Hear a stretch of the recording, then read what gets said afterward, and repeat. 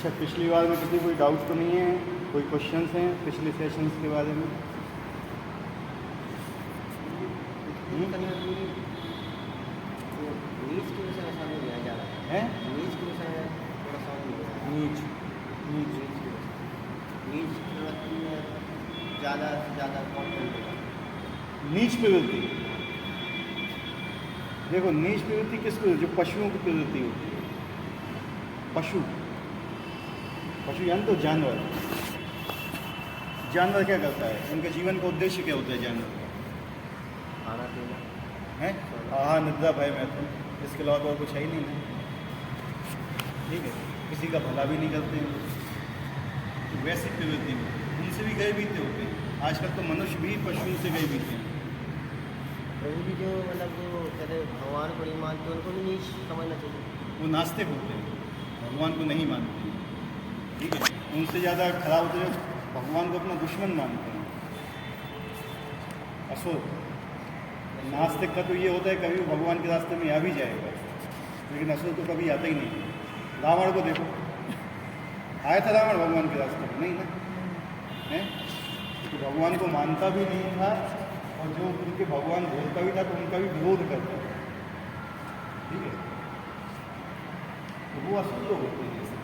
तो जो इसमें चार जो बताए गए थे ना, तो मूढ़ नराधम मायाप्रत ज्ञानी तथा भ्रमित मनोधर्मी तथा नास्तिक की चार प्रकार की दुश्मनी कभी भगवान के चरण कमलों की शरण में नहीं जाती, जिनका ज्ञान माया के द्वारा अपहृत कर लिया गया, माया के द्वारा जिनका ज्ञान हर लिया गया। सबसे पहला कौन है?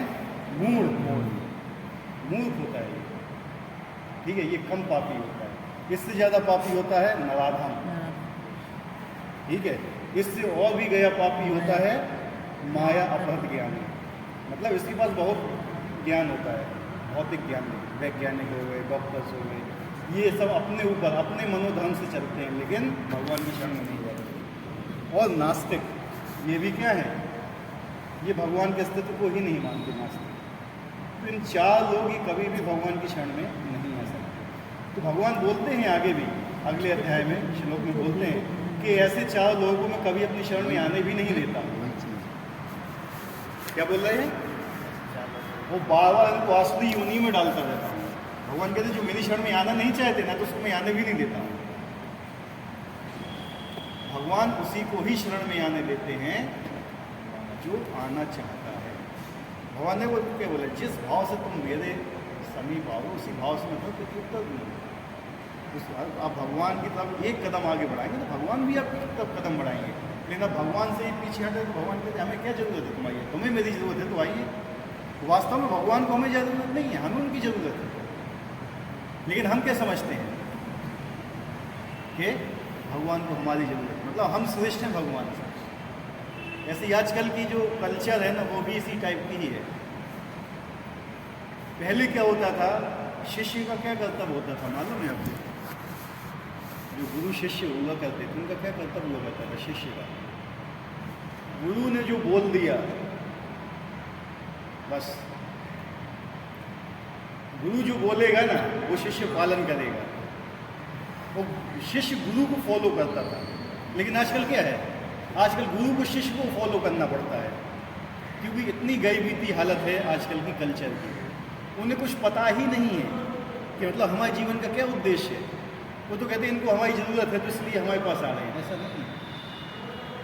इनको होते माया अपहृत ज्ञान, इनका ज्ञान माया ने हर लिया है।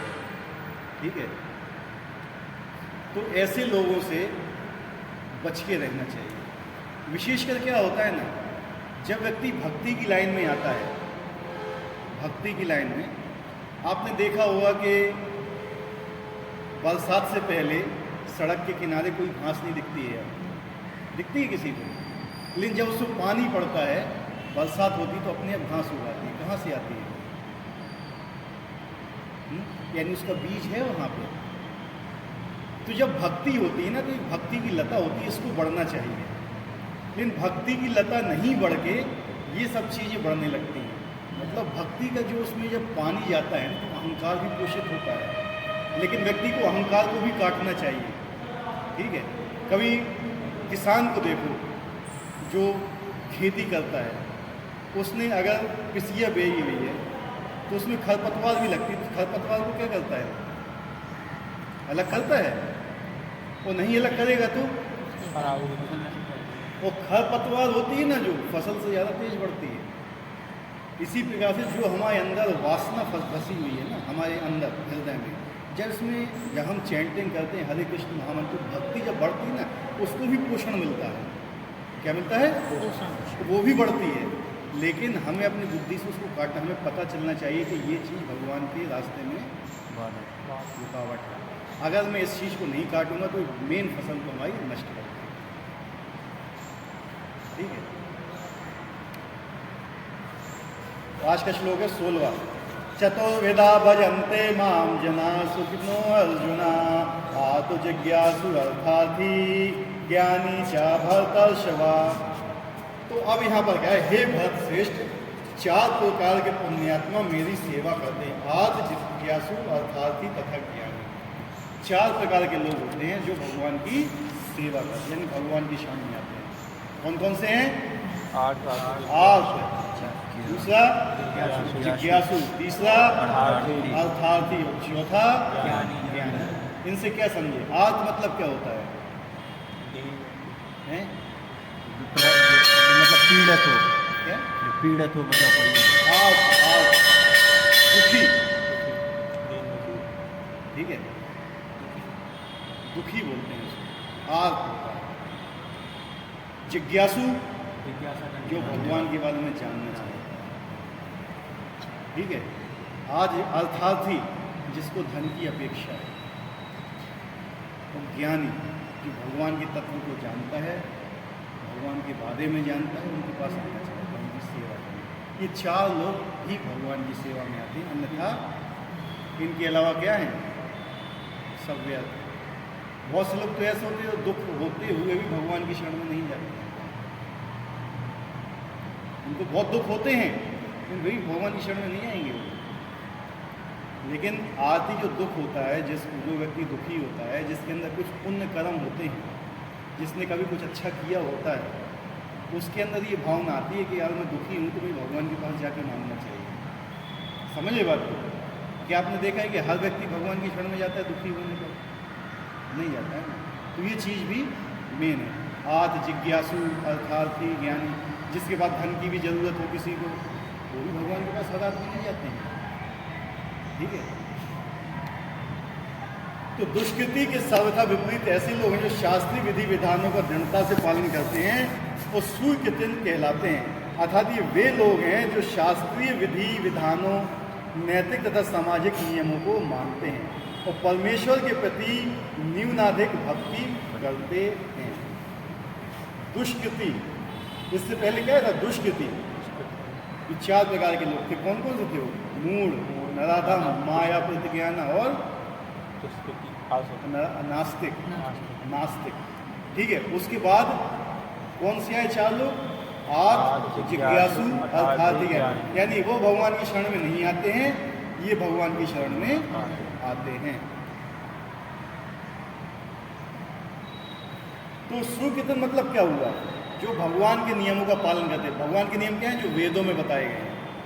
वेदों में जो नियम बताया गया है वो पालन करते हैं, वो क्या कहते हैं? सुकृत। मतलब उनमें ये 4 लोग आते हैं, ठीक है। जिनने कभी भगवत गीता नहीं उठाई, भागवत नहीं उठाई, रामायण नहीं उठाई, महाभारत नहीं उठाई, वो कभी भी भगवान के रास्ते में नहीं आ सकते जब तक उनके पास कोई पुण्य ना हो। हर व्यक्ति क्या है? पुण्य और कृपा से ही भगवान की शरण में आते हैं, अन्यथा हर व्यक्ति भगवान की शरण में नहीं। अगर आप भी आज यहाँ बैठे हुए हो तो इसमें किसी न किसी की कृपा है, किसी न किसी का पुण्य है, या आपके ही कोई ऐसे पुण्य हैं जो उजागर हुए हैं, जो आज आप यहाँ बैठे हो, भगवान की शरण में आए हुए हो। अन्यथा हर व्यक्ति उस लायक नहीं है। हर व्यक्ति के पास इतने पुण्य नहीं होते कि भगवान की शरण में वो आ सके। इन लोगों की 4 श्रेणियाँ हैं। वे जो पीड़ित हैं, वे जिन्हें धन की आवश्यकता है, वे जिन्हें जिज्ञासा है, और वे जिन्हें परम सत्य का ज्ञान है। ये 4 लोग विभिन्न परिस्थितियों में परमेश्वर की भक्ति करते रहते हैं। ये शुद्ध भक्त नहीं है, क्योंकि ये भक्ति के बदले कुछ महत्वाकांक्षाओं की पूर्ति करना चाहते हैं। शुद्ध भक्ति निष्काम होती है और उसमें किसी लाभ की आकांक्षा नहीं रहती। अभी जो 4 प्रकार के लोग बताए गए, ये शुद्ध भक्त नहीं है भगवान। शुद्ध भक्त क्यों नहीं है बताइए कोई? क्योंकि इनके अंदर लोग हैं? मतलब कैसा लोग है? मांगने के लिए आए, हैं? मांगने के लिए आए मतलब इनके उद्देश्य रहते हैं, एक महत्वाकांक्षा इच्छाएँ रहती हैं। जैसे अर्थार्थी है, उसको अर्थ की इच्छा है। सकाम भक्ति है मतलब। और ज्ञानी जैसे मतलब ज्ञान हो। बात आप लोगों ने सही बताई है, लेकिन कुछ गुण भी तो है ना उसके अंदर। क्या है? कुछ गुण भी है, आ रहा है ना, लेकिन भगवान की शरण में येन केन प्रकार किसी भी तरह से भगवान कहते हैं कोई भी व्यक्ति किसी भी तरह से मेरी शरण में आता है तो मैं उसको स्वीकार करता हूँ, किसी भी तरह से। चाहे वो कुछ मांगने आए, चाहे वो भगवान की जिज्ञासा करे, चाहे पैसा मांगने के लिए आए, चाहे उसको भगवान का ज्ञान, लेकिन आ कहाँ रहा है? अल्टीमेट गोल क्या है उसका? भगवान के पास। शुद्ध भक्त नहीं है, लेकिन शुद्ध भक्त बन जाएगा। ध्रुव महाराज थे, ध्रुव महाराज किस लिए तपस्या करने गए थे? सिंहासन के लिए। हैं? केवल सिंहासन के लिए, कि मुझे अपने पिता से भी बड़ा राज्य चाहिए। लेकिन जब भगवान के दर्शन हुए तुमने क्या करा कि अब मुझे हीरे मिल गए हैं और मैं कांच के टुकड़ों की जिज्ञासा कर रहा हूँ। जो भी इन सब चीज़ों के लिए भगवान के पास है, भगवान को वो सब चीज़ें देते हैं। क्या करते हैं? कहते हैं। लेकिन उसको इतना देते हैं कि उसको फिर दोबारा नहीं मांगना पड़ता है, और वो फिर शुद्ध भक्ति में आता है। तो ये प्रारंभिक चरण है भक्ति में आने की। अगर आपको दुख है, परेशान में हो, तो भी आपको भगवान के पास जाना चाहिए। अन्यथा हमने जैसा बताया था कि बहुत से लोग भगवान के पास जाते ही नहीं हैं।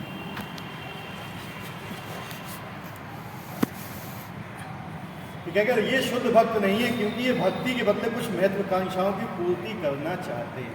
कुछ महत्वाकांक्षाएं होती हैं, इच्छाएं होती हैं। ठीक है, हर आदमी की इच्छा है, लेकिन इच्छा पूरी करने के लिए भगवान के पास जा रहा है ना, ये मेन चीज़। अगर किसी बच्चे की इच्छा है कि मैं कोई चीज़ खरीदूं बाहर से, और वो अपने पिता के पास पैसा मांगने जाए, तो उसमें गलती क्या है? कोई गलती कर रहा है वो? अगर वो जाके चौराहे पे खड़ा होकर भीख मांगे और या अपने पिता से मांगे, तो दोनों में क्या चीज़ अच्छी है? ताज़ा हैं? जबकि पिता उसका सक्षम है देने के लिए। लेकिन जो लोग भगवान को नहीं मानते, भगवान से द्वेष करते हैं, वो भीख मांगने की सोचते हैं कि हम भैया रोड पे जाके भीख मांग लेंगे, ये अपने बाप से नहीं मांगेंगे। मतलब वो क्या होता है? ईगो होता है। मैं उनकी शरण में नहीं जाऊंगा, वहाँ नहीं जाऊंगा, चाहे मुझे कुछ भी करना पड़े। तो भगवान कहते मत आओ। भगवान कहते ऐसे लोगों को मैं आसुरी योनि में बार बार डालते रहता हूँ। ठीक है? शुद्ध भक्ति निष्काम होती है, उसमें किसी लाभ की आकांक्षा नहीं होती। शुद्ध भक्ति क्या होती है? निष्काम, मतलब हमें कोई कामना नहीं होती। भक्ति मतलब भक्ति। मैं कौन हूँ? मैं कृष्ण का हूँ, कृष्ण के लिए हूँ, मेरे जीवन का उद्देश्य कृष्ण को प्रसन्न करना है। That's all। मेरी कोई प्रसन्नता नहीं है। अगर आप अपनी प्रसन्नता के लिए भी भक्ति करते हो तो वो भी इंद्रिय तृप्ति है। अपनी इच्छा के अनुसार भक्ति कर रहे हो, गुरु की आज्ञा में नहीं चल के, गुरु परंपरा की इच्छा में नहीं चल के भी अगर अपने भक्ति के नियम बना रहे हो कि मैं अपने हिसाब से भक्ति कर लूँगा, मैं यूट्यूब में लेक्चर सुन लूँगा, मैं ये कर लूँगा, वो कर लूँगा, नरक में जाओगे 100%। क्योंकि यूट्यूब में आपको ये नहीं बताया जाएगा कि आपके अंदर कमियाँ क्या हैं। ठीक है? यूट्यूब में कोई जो लेक्चर देता है वो कभी ये बताता है कि आपके अंदर क्या कमी है? हैं? क्या कभी ये देखा है आपने कि यूट्यूब में जाके आप किसी दवाई की दुकान पे जाते हो कि मैंने यूट्यूब में देखा मुझे ये दवाई की ज़रूरत है? हैं? बताइए। या कभी कोई डॉक्टर यूट्यूब में देख के कोई हार्ट का ऑपरेशन करता है? हैं? लीवर का ऑपरेशन करता है कि मैं यूट्यूब में देख के ऑपरेशन कर लूँगा, मुझे MBBS करने की ज़रूरत नहीं है, मुझे किसी गुरु की शरण में जाने की जरूरत नहीं। होता है कभी ये सर? गुरु की शरण में क्यों जाया जाता है? कि हमारे अंदर जो कमियां हैं वो हमें पता चलेगा। यहाँ पे आने का उद्देश्य क्या होता है? कि हमारे अंदर जो कमियां हैं हम उसको एलिमिनेट करें, हम उसको ख़त्म करें। ठीक है? और अगर आप कंप्यूटर के सामने बैठ के लेक्चर सुनते रहोगे तो कमियां आपको पता ही नहीं चलेगी कि आपके अंदर क्या कमियां हैं, क्योंकि जो आपकी कमियों को देखने वाला है उसको तुमने बाइकआउट कर दिया। कभी भी कोई व्यक्ति ऐसा शुद्ध नहीं हो सकता उससे। हाँ, कुछ ज्ञान जरूर मिलेगा, यहाँ पे बैठ के बात कर लेगा, प्रवचन दे सकता है, सब कुछ कर सकता है, यानी पूरी भागवत को भी याद करके प्रवचन दे सकता है, सबको अपने फॉलो करना, लेकिन मुक्त नहीं हो सकता है, भगवान का शरण में नहीं जा सकता है। ऐसे बहुत बड़े बड़े पंडित मिलेंगे जो जिनकी हजारों की सभा लगती है, हजारों लोग बैठते हैं, लेकिन अगर वो गुरु की शरण में नहीं, गुरु परंपरा में नहीं है, तो उनका भी कल्याण निश्चित नहीं है। लोगों को प्रवचन देना बहुत आसान बात है, लोगों को प्रचार करके भगवान की सेवा लगाना आसान है, लेकिन अपने आप को प्रचार करना, वो अपने आप को भगवान की सेवा में लगाना बहुत कठिन है। पढ़ना इजी होता है, ये करना चाहिए, वो करना चाहिए, फलाना करना है, ठिकाना करना, लेकिन जब वो चीज़ सामने आती है ना, तो मुश्किल पड़ता है। वही होता है, उसी चीज़ के लिए गुरु होता है। गुरु से पूछा जाता है उस समय कि मैं ये सब चीज़ फॉलो कर रहा हूँ, लेकिन फिर भी मेरी शुद्धि क्यों नहीं हो रही है। ठीक है, वो आपको यूट्यूब नहीं बताएगा, वो गुरु ही बताएगा। उसके लिए क्या होता है, गुरु की सेवा करना चाहिए, उनके चरणों में जाना चाहिए, उनसे विनम्र होकर प्रार्थना करना चाहिए, सेवा करना चाहिए, फिर उनसे प्रश्न पूछना चाहिए, फिर वो आपको आंसर देंगे। ऐसा नहीं कि फालतू रकड़ में जाकर मुझे ये बताओ, नहीं, गुरु आपसे बंधा हुआ नहीं है। हाँ, विनम्र जिज्ञासा करना चाहिए। ठीक है, ऐसा नहीं होता है। और आजकल की प्रवृत्ति क्या है, कलयुग में हर व्यक्ति गुरु बनना चाहता है, हर व्यक्ति, लेकिन शिष्य कोई नहीं बनना चाहता। राइट है या नहीं, बताइए। शिष्य कोई भी नहीं बनना चाहता है। हर लेडी सास बनना चाहती है, बहू नहीं बनना चाहती है ना, लेकिन सास भी कई बहू थी है। जो आज गुरु बना है वो कभी शिष्य था। तो सबसे पहले ये होता है शिष्य बनने का प्रयास किया जाए। ठीक है, मनुष्य को चाहिए कि परमेश्वर की, कृष्ण की दिव्य प्रेम भक्ति किसी सकाम कर्म मनोधर्म द्वारा भौतिक लाभ की इच्छा से रहित होकर करे, यही शुद्ध भक्ति कहलाती है। क्या बोल रहे हैं, मनुष्य को चाहिए कि परमेश्वर कृष्ण की दिव्य भक्ति किसी सकाम कर्म अथवा मनोधर्म द्वारा भौतिक लाभ की इच्छा से रहित हो। कौन से लाभ से इच्छा की रहित होकर, भौतिक लाभ। अगर आप भगवान की मंदिर में जाते हो, भगवान की शरण में जा रहे हो, तो आप भौतिक लाभ मांग रहे हो भगवान से, तो आप एक शुद्ध भक्त नहीं हो। लेकिन ये नहीं है कि आप शुद्ध भक्त बन नहीं सकते, समझे बात को। उस स्थिति में जब भगवान के पास जा रहे हो, मांग रहे हो, तो उस समय आप शुद्ध भक्त नहीं हो, लेकिन आप भगवान की शरण में जा रहे हो और भगवान आपको शुद्ध कर देंगे, आप शुद्ध भक्त बन सकते हो। ठीक है, ये चीज़ हमेशा याद रखना, शुद्ध भक्त हो नहीं, लेकिन बन जाओगे अगर आप वैसे ही चलते रहे तो। ये 4 प्रकार के लोग परमेश्वर के पास भक्ति के लिए आते हैं और शुद्ध भक्त की संगति से पूर्णतः शुद्ध हो जाते हैं, तो ये भी शुद्ध भक्त हो जाते हैं। जब व्यक्ति मंदिर में आता है भगवान के पास, भगवान से कुछ मांगने के लिए, तो भगवान के पास कौन मिलेगा उनको? कौन मिलेंगे भगवान के पास? जो उनके शुद्ध भक्त होंगे, है कि नहीं? आप किसी मंदिर में जाते हो, किसी धाम में जाते हो घूमने के लिए, भगवान से प्रार्थना कर लिए, तो वहाँ कौन होते हैं? भगवान के शुद्ध भक्त वास करते हैं। जब वो देखते हैं कि आप मंदिर में आ रहे, तो आप उनके पास भी जाओगे, फिर उनसे शिक्षा ग्रहण करोगे, तो फिर धीरे धीरे जब उनसे शिक्षा ग्रहण करना चालू करो, तो आप भी शुद्ध भक्त बन जाओगे। इसलिए कहते हैं कि जब भी तीर्थ यात्रा में जाओ, तो केवल भगवान के दर्शन अकेले मत करो, वहाँ पे संग करो। इसका कि शुद्ध वैष्णव है वहाँ पे, उनका आपको संग करना चाहिए। केवल उसी संग से ही आप में शुद्धता आएगी। और उसका पहला चीज़ क्या है? जो भगवान की शरण में आ रहा है, तो भगवान उसको डायरेक्ट कर देते हैं गुरु के पास। लेकिन जो भगवान की शरण में आना ही नहीं चाहता है, तो उसको शुद्ध भक्त कहाँ से मिलेगा?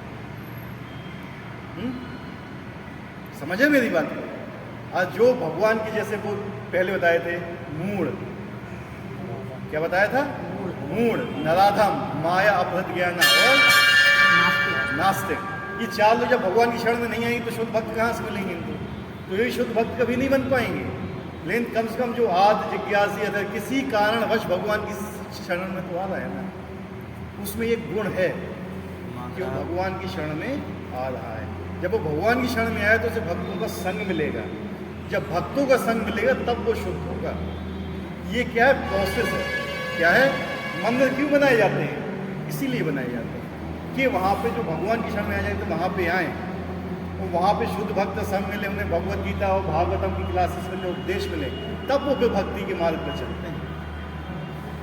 लेकिन प्राथमिक एक क्वालिटी होना चाहिए उनके अंदर, जो 4 क्वालिटी ये बताइए।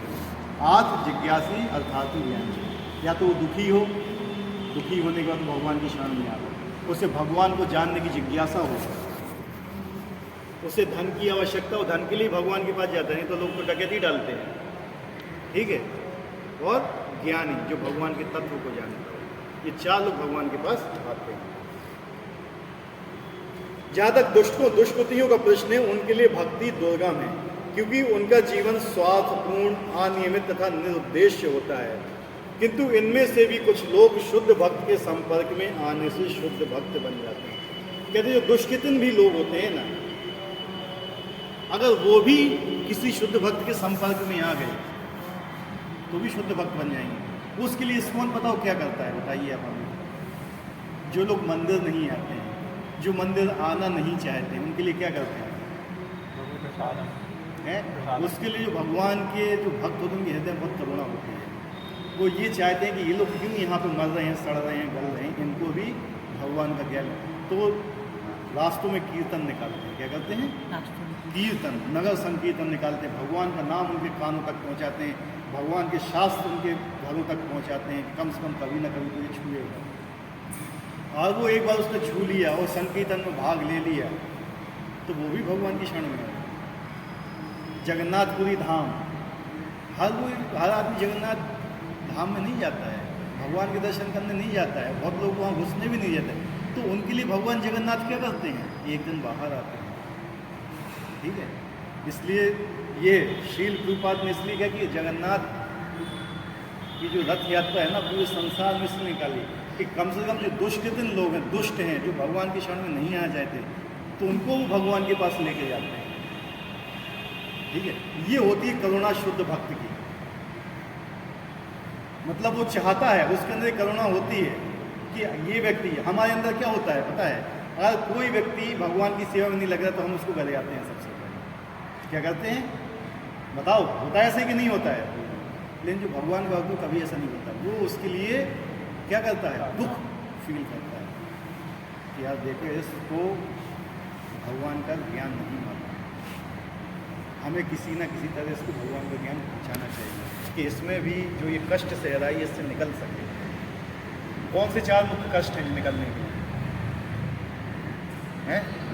4 कष्ट बताए थे हमने जो हर मनुष्य के जीवन में आते हैं। जन्म, मृत्यु, जरा और व्याधि। इन 4 चीज़ों से बचने के लिए, इन 4 चीज़ों से कोई वैज्ञानिक आपको नहीं बचा सकता है, इन 4 चीज़ों से कोई डॉक्टर आपको नहीं बचा सकता है, इन 4 चीज़ों से कोई भौतिक शिक्षा आपको नहीं बचा सकती है, ठीक है। जन्म, मृत्यु, बुढ़ापा और बीमारी, ठीक है। लोगों को मृत्यु से डर लगता है, राइट? लेकिन मृत्यु से डर नहीं लगना चाहिए, डर लगना चाहिए अगले जन्म से कि हमारा अगला जन्म ना हो, ठीक है। उस चीज़ से हमें भय होना चाहिए। अगर जन्म होगा ही नहीं तो मृत्यु कैसे होगी? अभी जन्म तो हो गया है तो मृत्यु तो होना ही, चाहे आज हो, चाहे कल हो, चाहे परसों हो, चाहे नरसों, कभी भी। तो मृत्यु से भय नहीं होना चाहिए, लेकिन जन्म से अगला जन्म नहीं होना चाहिए हमारा। यही बताया है कि इस भौतिक लोक में हमारा अगला जन्म नहीं होना चाहिए। और अगला जन्म हो तो कहाँ हो? अध्यात्मिक लोक, जहाँ से कोई व्यक्ति वापस नहीं आता। तो उसके लिए प्राइमरी क्वालिफिकेशन क्या है? हमें भगवान की शरण में जाना है। जो लोग सदैव सकाम कर्मों में व्यस्त रहते हैं वे संकट के समय भगवान के पास आते हैं और तब वे शुद्ध भक्तों की संगति करते हैं, तो विपत्ति में भगवान के भक्त बन जाते हैं। संकट में होता है जब तो संकट में कौन याद आता है? भगवान। आते हैं कि नहीं आते हैं? लेकिन जिस व्यक्ति को भगवान याद आ रहे हैं संकट में, तो उसका भी एक समझ लो क्या है, पुण्य है। कम से कम भगवान को तो याद कर रहा है संकट में। बहुत से लोग तो याद भी नहीं करते। जो बिल्कुल हताश है वे भी कभी कभी शुद्ध भक्तों की संगति करने लगते हैं, वो ईश्वर के विषय में जानने की जिज्ञासा करते हैं। हताश हो गए जो अपनी ज़िंदगी से, क्या हो गए? हताश, परेशान हो गए कि मैं किस लिए जी रहा हूँ, मेरे जीवन का उद्देश्य क्या है। वो जब अपनी लाइफ से थक जाते हैं, परेशान हो जाते हैं, तो मैक्सिमम लोग तो सुसाइड करने पहुंच जाते हैं। क्या होते हैं? सुसाइड।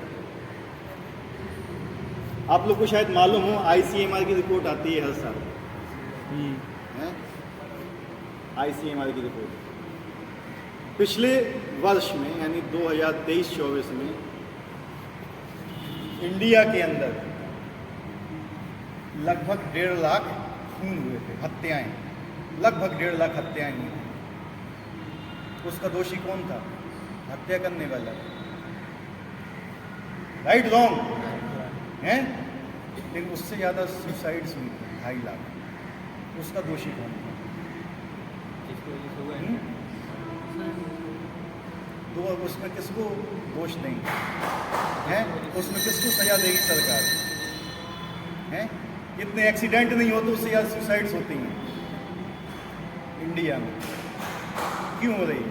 तो इंडिया ज़्यादा बाहर सुसाइड्स होती हैं, क्यों हो रही है? उसका रीज़न क्या है? उसका रीज़न ये है कि लोगों के पास आध्यात्मिक ज्ञान नहीं है, तो उनको इस जीवन किस लिए मिला हुआ है। उनको भौतिक समृद्धि नहीं मिलती है, नौकरी नहीं मिलती है, ये फलाना नहीं मिलता है, वो ढेका नहीं मिलता है, उनका जाके सुसाइड कर लेते हैं। मैं IIT में एक बार लेक्चर देने गया था दिल्ली में अपने साथियों के साथ में, तो वहाँ पता चला कि एक लड़का था, बीटेक कर रहा था, 4 साल का बीटेक था उसका, 3 साल वो फर्स्ट आया, चौथे साल सेकंड आ गया, उसने सुसाइड कर लिया। बताइए ये बुद्धि कहाँ से आएगी लोगों में, हैं?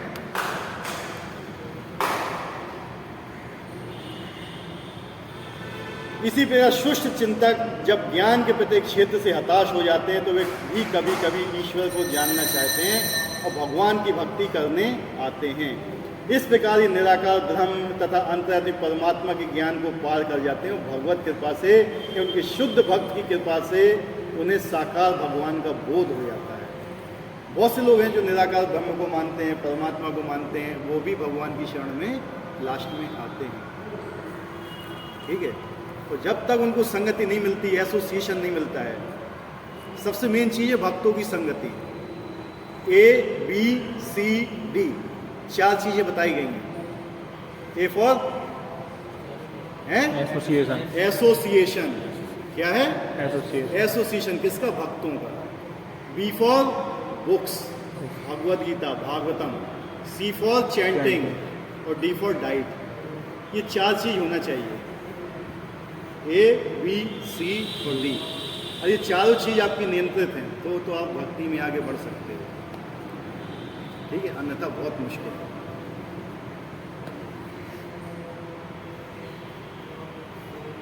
कुल मिलाकर जब आत्म जिज्ञासु ज्ञानी तथा धन की इच्छा रखने वाले समस्त भौतिक इच्छाओं से मुक्त हो जाते हैं, और जब वे ये भली भांति समझ जाते हैं कि भौतिक आसक्ति से आध्यात्मिक उन्नति का कोई सरोकार नहीं है, तो वे शुद्ध भक्त बन जाते हैं। क्या ये है ऐसा कि जो कोई DM बन गया या IAS बन गया, मंत्री बन गया, वो स्वर्ग जाएगा या भगवान के धाम जाएगा? है? तो इससे कोई, अगर कोई इस जन्म में मिनिस्टर है तो अगले जन्म में कुत्ता भी बन सकता है वो।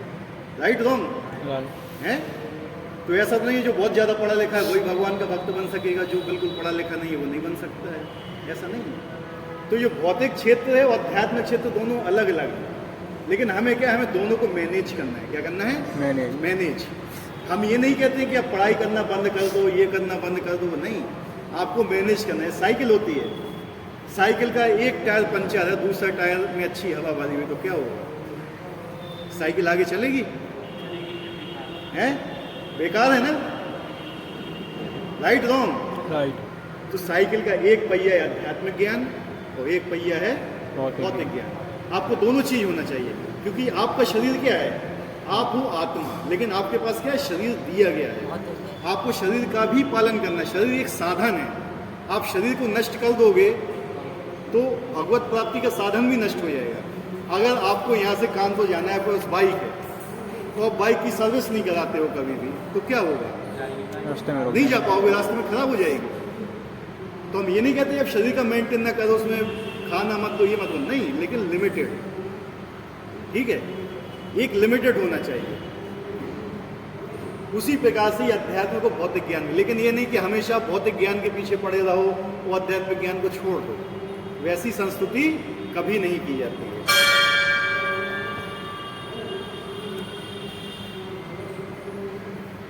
जब तक ऐसी शुद्ध अवस्था प्राप्त नहीं हो लेती तब तक भगवान की दिव्य सेवा में लगे भक्त सकाम कर्मों में या संसारी ज्ञान की खोज में अनुरक्त रहते हैं।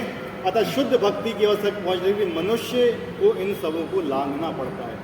जब तक कोई व्यक्ति शुद्ध भक्त के एसोसिएशन में नहीं आता है वो भक्त है। एसोसिएशन मेन है, क्या है? एसोसिएशन सबसे मेन है। वो एसोसिएशन पाने के लिए क्या है? सबसे पहले उसको कम से कम मंदिर तो आना पड़ेगा, भगवान की शरण में आना पड़ेगा। इसलिए जो ये 4 प्रकार के लोग बताए, आदि जिज्ञासी अर्थात ज्ञानी, इनके पास एक गुण होता है कि ये भगवान की शरण में आते हैं। जब ये भगवान की शरण में आते हैं तो इनको वहाँ पे भगवान के शुद्ध भक्तों की संगति मिलती है। जब भगवान के शुद्ध भक्तों की संगति मिलती है तो उनको ज्ञान मिलता है कि मेरे जीवन का उद्देश्य क्या है। जब उनको अपने जीवन का उद्देश्य पता चलता है, जब वो भगवान की सेवा में आते हैं, और इस प्रकार से वो भी एक शुद्ध भक्त बन जाते हैं। मैंने कहा था कोई भी भगवान के पास कुछ मांगने आता तो शुद्ध भक्त नहीं होता है, लेकिन शुद्ध भक्त बनने की प्रोसेस मैंने आपको बता दी है। शुद्ध भक्त वो कैसे बनता है, उसका क्या प्रोसेस है। कोई भी ऐसा व्यक्ति जो यहाँ पर उपस्थित है इन 4 में से होगा जो यहाँ बैठे हुए हैं, बताइए, ये 4 चीजें उसके अंदर होंगी। 4 में से कोई एक न एक चीज होगी। या तो वो दुखी होकर भगवान के पास आया, या उसको भगवान को जानने की जिज्ञासा हुई होगी, या उसको कोई धन नौकरी वोकरी की प्राप्ति के लिए भगवान की शरण में आया होगा, या वो वास्तव में ज्ञानी होगा जो भगवान को जानता है। वो तो खैर यहाँ पे आता ही है। तो ये 4 प्रकार के लोग मंदिर में आते हैं ना, तो उनको शुद्ध भक्तों की संगति मिलती है और भगवान की शरण में